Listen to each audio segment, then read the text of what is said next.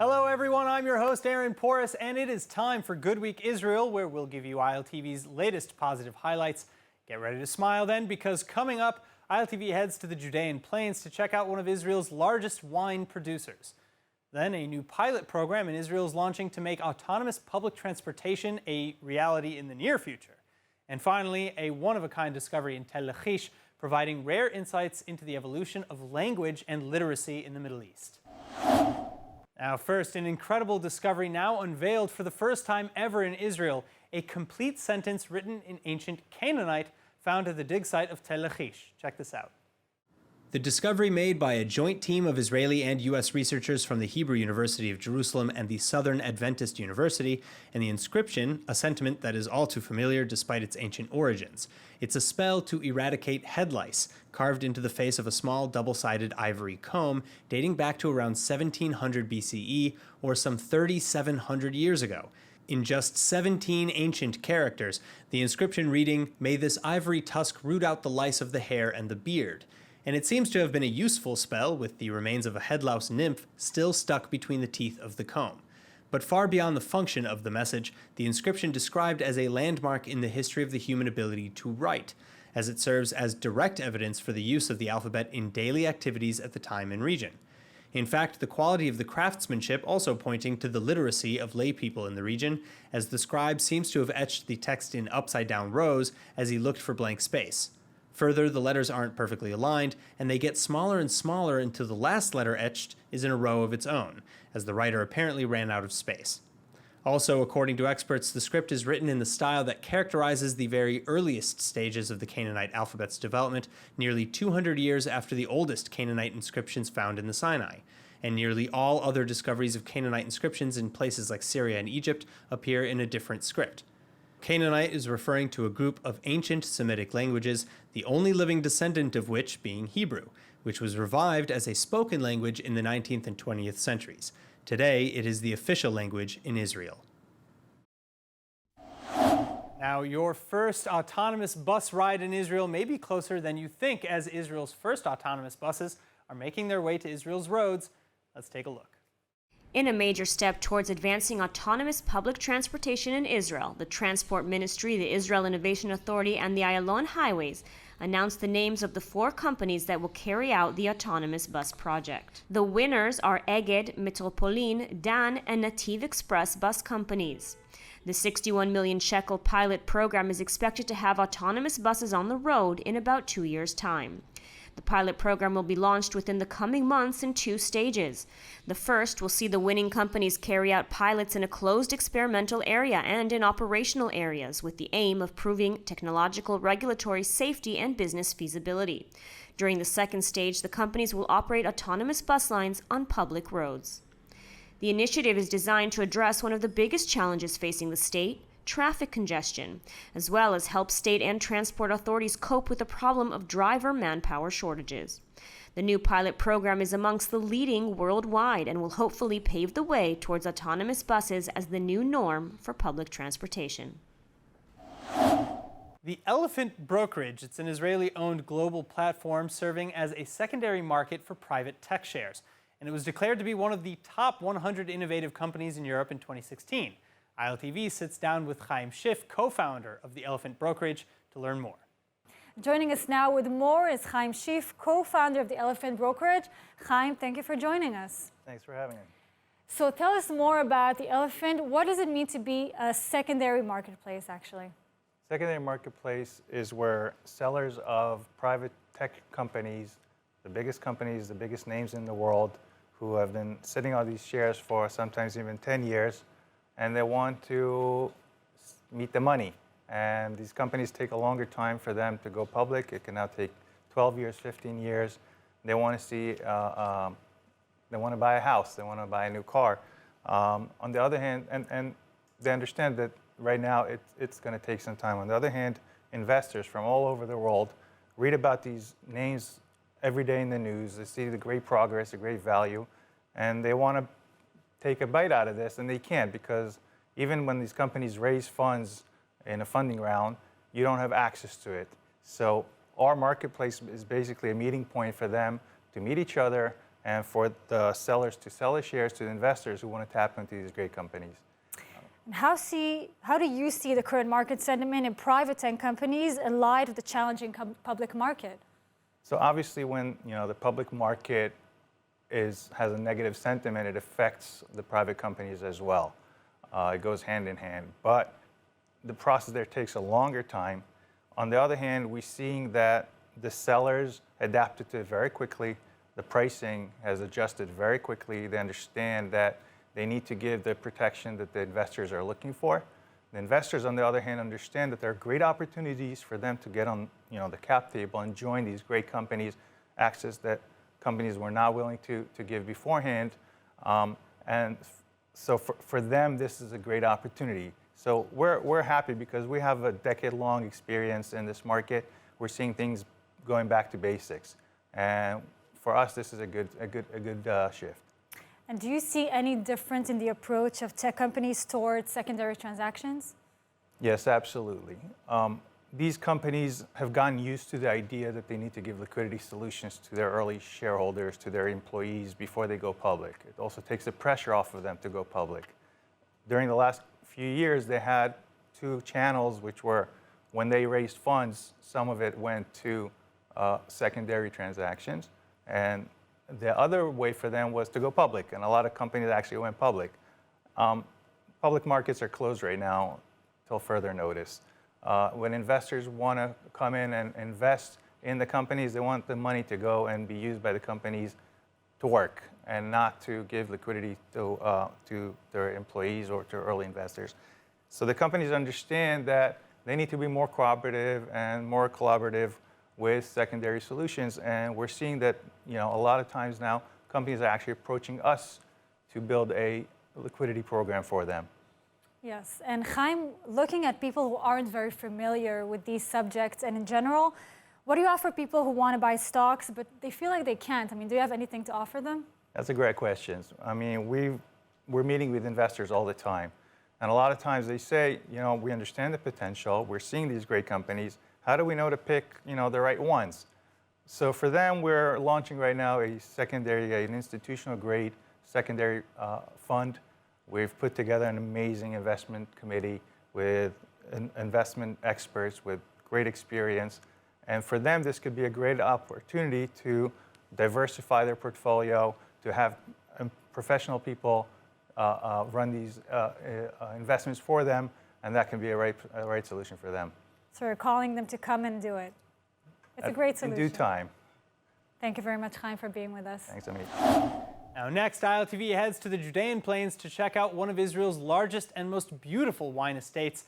Barkan Winery has been around since the end of the 19th century, and it's one of Israel's 3 largest wine producers. Join us as we take the tour and learn more. The Israeli wine industry has been at it for over a century, but only in recent years has it become a popular export product. Today we're here at Israel's largest winemaker, Barkan Winery. Not only are Barkan's vineyards located here at the site of their winery in Kibbutz Hulda, but also scattered over the best wine-growing regions in the country, in places like the Judean Hills, the Upper Galilee, and even the Mitzpeh Ramon. Over 8,000 tons of grapes are brought to the winery during harvest season. So, Barkan Winery is one of Israel's biggest wineries, producing lots and lots of wine per year. Yes. How much land does it actually cover? We produced last year 15 million bottles. Wow. And we're today actually in the largest vineyard in the country. What kind of conditions do these grapes need in order to produce the best quality? Okay, it's something called terroir. So you have different slopes of vineyard, different irrigation systems, which is an Israeli invention. It's all via computer. You basically drip irrigate. You give a small amount of water. If you're gonna irrigate too much, you're gonna get bloated grapes and you don't have the requirement of sugar. You need a very high sugar. If you squeeze it, you see, you get the liquid, you get the skins inside, you need it also. Now the liquid is clear. Yeah, it's very, very sweet.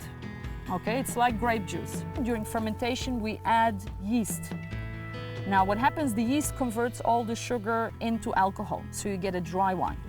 So what distinguishes a red wine from a white? Simply the skin of the grapes used. If the skin remains during the fermentation process, it becomes red. Wines made without the skin of the grapes become white. So this could make white wine also. Technically, yes, if you don't do the fermentation with the skins. It's just very weird to drink Cabernet Sauvignon that's white, but technically it is possible. Okay.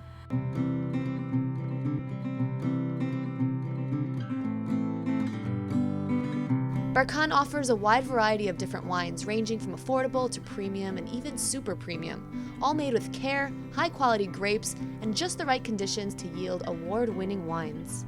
Quality should be in all of wines. You can buy a bottle of $7, $10, or $85, but quality has to be good everywhere. And this is our priority.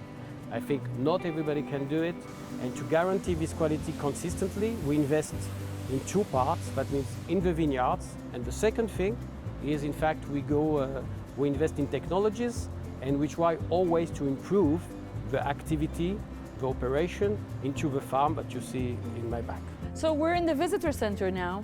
We're surrounded by huge amount of barrels. Even the shape of it is in the shape of a barrel. I don't know, Natalie, if you want to start counting, but there is over 6,000 French and American oak barrels here. Wow. I see big barrels, yes, small barrels. Small barrels, different that sizes. barrel over here. That's like 30,000 liter each. You can make amazing. a jacuzzi if you want, you Yeah, know. you could drown in that jacuzzi. Yes. The handmade French and American oak barrels provide very different aromas, as well as their toasting levels. Before they finish the oak barrels, they toast the inside of a barrel. And that gives the different aromas you have in wine. So it's like when you have a steak, you have rare, medium, well done. With the toasting of oak barrels, you have LT, MT, HT. Light toast, medium toast, or heavy toast. And that imparts the flavors into the wine. The barrels have to be filled to capacity throughout the course of the aging process, or else the oxygen would cause it to spoil. So every 2 weeks, they go row per row. We're about 10 meters deep here. And they need to make sure that the wine is topped up to brim level. Is that why you can see that it's kind of overflowing so that's over why there? sometimes it can overflow, because sometimes you get a small piece of evaporation Better for only. it to overflow than to... Then have less wine. So are there any other methods of aging wine? Yeah, so we have the aging in oak barrels, Okay. which are premium or super premium. And then we have entry-level wines, or the younger wines, which are meant to be consumed. And these are stainless steel tanks. The wine in the stainless steel tanks are aged for up to 1 year before being bottled, and include such varieties as white wines and rosés. We also do brandy here. So the big tower that you see over there, that's a distillation tower for brandy. And then you have some fermentation tanks. So these are obviously working only during the harvest, which is the end of July till the beginning of October or beginning of September. We're now in the bottling. They just came back from lunch, so slowly, it's gonna get very noisy here. There's 3 bottling lines here. So the one that's closest to us, the maximum capacity they can fill up is 10,000 bottles per hour. The bottles get sent from this factory to stores all over around the world and all country? over Israel. Yaakov is the manager of the bottling plant. You see, you have the cardboard box, it slides under, and then it folds it over. It makes the box. And then it goes to that machine that wraps it with cling film, and then you see over there you have the storage. Yeah. So obviously we cannot leave Balkan's winery without sampling some of the wine, right? We have a few samples here, a white, a rosé, and a red. So the first one will be Segal Rechasim Chardonnay Anote. Usually Chardonnay in the world goes into oak barrels almost 100% of the times. So this one is the stainless so, steel? So this one is sort of like a new world adaptation of Chardonnay. Brings out most of the fruits. All right, let's take a sip. Yeah, all right. Cheers. It's nice, it's light. So that's the main idea. Yeah. Definitely a summer wine, fruity, but yet still complex enough to not be a simple. Second one is the rosé, which is from Balkan. It is a pink muscat, Yay, which is my an favorite. invention that we made. Look at that pretty color. And yeah, we added a tiny bit of Petit Verdot, which is the red variety. Cheers, Matt.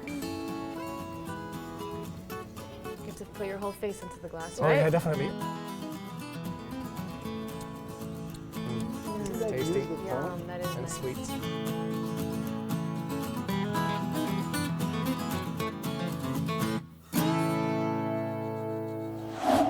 Finally, for almost a decade, hundreds of thousands of Jews around the world joined together for a special spiritual mission dubbed the Shabbat Project. And since its launch, there are now over 2,500 Shabbat Project events planned with more than 1 million global participants. So join us as we hear more about this amazing project from the founder of the Shabbat Project and Chief Rabbi of South Africa, Rabbi Dr. Warren Goldstein. Watch this. Rabbi, it's a pleasure to have you on the show. Thank you so much for joining us. Thank you so much. So lovely to be with you. So tell me what exactly the Shabbat Project involves and what it's all about. Yeah, well, it's all, as you said, it was started in 2013. It started in South Africa, originally just for the South African Jewish community. And it was a call for the entire community to keep one Shabbat together in a spirit of unity, to celebrate, to appreciate what the gift of Shabbat is to Jewish unity, to Jewish identity, and to the Jewish future. And it captured the hearts of people around the world, and it spread in a people's movement, which has now spread to more than 1,500 cities and 100 countries all around the world. And really what it is Jews all around in every part of the world keeping this one Shabbat, but coming together in a spirit of unity in tremendous events which are happening, as you mentioned, more than 2,500 events all over the world, in Israel, in North America, of course, in Europe, South Africa, Australia, all over the world. And there's a tremendous sense of Jews saying, listen, we want to unite and we want to define ourselves by our values and our vision, instead of saying, well, you know, there's a rise in anti-Semitism and therefore we are defined by the hatred of others. We want to say we want to come together and to rally together as Jews, not because there's a crisis, not because we're in danger, but because we are celebrating what it is to be a Jew. And the vision of the Shabbat Project is saying at the heart of Jewish identity is Shabbat. It is the key to rejuvenating Jewish families and Jewish communities. And I think that's why there's been such a natural reception for it. People are thirsting. They are looking for that sense of connection around the Shabbat table. And, you know, there's some heartwarming stories from all over the world. Well, so again, you know, maybe if you can tell me a little bit more about what inspired you to start this project. Did you see a particular need in your community in South Africa, or did it start maybe more humbly of just, I want to do something nice for the community? No, I saw a need, and I think that, you know, this is the powerful thing about Shabbat. It really has many of the answers of some of the greatest challenges that we face. On an individual basis, I think Shabbat has a compelling message for the times that we live in, where there's a complete sense of distraction and fragmentation, you know, where there's never a moment of life when a person is truly off. Families are feeling the pressure, there's rising anxiety, and Shabbat has a way of pulling us together when we do it in this immersive experience, the sense of, you know, switching off cell phones, the sense of coming together, putting away car keys, coming together as a family around the Shabbat table. There is something so powerful about the immersive magic of that. But also Jewish communities, and I think, you know, this is something that I saw in my own community, but I've seen it all around the world. There's a sense that Jewish communities are searching for unity, searching for a way to bond with each other and to find each other. And that's why I think there's been such a resonance for it, a natural resonance, a resonance. Sometimes you find in a project that you have to push it and try and convince people and cajole them, but actually this moves in the other way. Like, for example, this year in Israel, the project is larger than it has ever been. I mean, you know, there are more than 100 municipalities involved. There are hundreds of thousands of children in the Mamlachti schools involved in the project. The youth movements involved in the project. There's really a sense of saying, you know, at the end of the day, we are Jews, and there may have been a divisive election in Israel, a divisive elections in the United States, but we are saying we will not be defined by the politics of our times. We will be defined by our values and who we are, and at the heart of those values is Shabbat. So I think because of all those reasons, it has this very powerful natural resonance with people, and therefore, in a sense, it is an answer to many of the challenges that we face individually, communally, as families. And I think that's why people are searching for it. I think there's a real search for Shabbat itself. So what are some of the most unique locations that are hosting events this year? I know, of course, you mentioned that in Israel, it's bigger than ever before, but Israel, sort of, you could think of it as a low-hanging fruit when you're talking about a global movement. Yes, certainly. But look, firstly, I would say in Israel that Shabbat traditionally has been the area of like a cultural war in Israel. So I think the fact that it's proving that Shabbat can be a source of unity in Israeli society and not a source of divisiveness, that I think is perhaps noteworthy in the Israeli context. But if one's looking globally, what starts to become really interesting from a global point of view is when one considers, let's say, France. There's a tremendous activity and action in France, a beautiful and heartwarming story in Strasbourg. Of course, it's all over France, in Paris, Marseille, Nice, all over France. But in Strasbourg, there's a very heartwarming story of the community in Strasbourg reaching out to a group of young Ukrainian Jews, refugees who are kind of staying in refugee quarters in Germany and Switzerland, inviting them to spend the Shabbat of the Shabbat Project in Strasbourg as the guests of the community, paying for them to come, looking after them, hosting them, and giving them a gift of Jewish solidarity. So that's, it's a heartwarming story. That also, Morocco, the Jewish community in Morocco is getting involved for the first time. And then you go all the way to San Diego, where there's an established Jewish community, but there are more than 180 events across, the San Diego Jewish community, and it's a community of tremendous diversity, and so what I found always amazing about this is that whether you in San Diego, Morocco, Strasbourg, Johannesburg, London, Tel Aviv, or Beersheba, there is a commonality and a common Jewish spirit. And it reminds us that we can transcend all of these things that divide us, which are actually superficial when we cut to the essence of who we truly are. And if people want to join in, there's still time. They can go straight on to our website, the shabbatproject.org, and get all the details. And this is a people's movement. It's not an organization, it's a movement. So come and join the movement, and let's change the world together. Amazing. Thank you so much. And that's all for today's Good Week Israel. I hope that we've helped you put a smile on your face. I'm Aaron Porras. See you next week.